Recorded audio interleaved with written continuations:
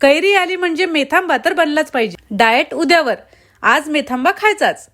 मग खाणार का स्किप करणार? एकदा खाल्ला तर पुन्हा पुन्हा बनवाल. यासाठी व्हिडिओ आत्ताच सेव्ह करून ठेवा. त्यासाठी अशी फ्रेश कैरी घ्यायची आणि नंतर पाण्यात टाकून ती स्वच्छ धुवून घ्यायची. आता त्याचा समोरचा भाग कट करून त्याची सालं काढून घ्यायची आणि नंतर त्याचे थोड्या मोठ्या आकारात तुकडे कट करायचे. आता गॅसवर एक कढई ठेवून त्यात तेल टाकायचं. तेल गरम झालं की त्यात मोहरी टाकायची. मोहरी तडतडली की त्यात मेथी दाणे आणि बडीशेप टाकायची. नंतर सुक्या लाल मिरच्या आणि हिंग टाकायचं. आता लगेचच त्यात कैरीचे तुकडे टाकायचे. थोडं मिक्स करून घ्यायचं. नंतर त्यात हळदी पावडर, लाल मिरची पावडर, साधं मीठ आणि काळं मीठ टाकून मिक्स करायचं. आणि 1-2 मिनिटांनी कैरीच्या निम्म गूळ टाकायचा आणि याला चांगलं मिक्स करून घ्यायचं. आता यावर झाकण ठेवून 2-3 मिनिटासाठी हे असं शिजू द्यायचं. हा गूळ आता पूर्णपणे विरघळला आहे.